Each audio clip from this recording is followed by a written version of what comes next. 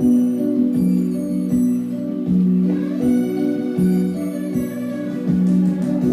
naririto nagpapanatang sa mainit na syudad sa bansa ng Arabian.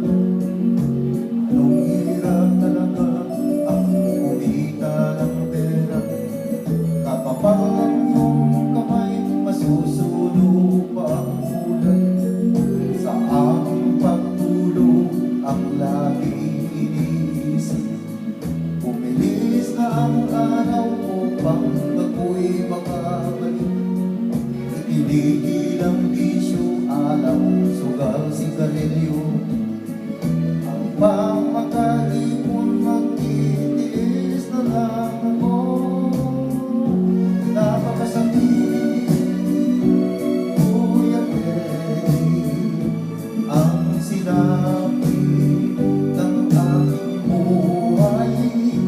Napakasakit, Kuya Teddy, sabihin mo kung ano ang gagawin. At ako ay naluwa, sumulat ng aking anak. Ako ay nabigla at agad ay lumuha. Di kayang wika, dalihan mo lang sana. Si Inay ay may iwagang tataksil sa iyong ama. Napakasakit, Kuya Teddy, ang sinabi ng aking buhay. Napakasakit, Kuya Teddy, sabihin mo kung ano ang gagawin. At ako ay umuwi, gabi na nang dumating. Ang dalawa kong anak sa malayo nakatingin, matay namumula, halos nakakapigil na.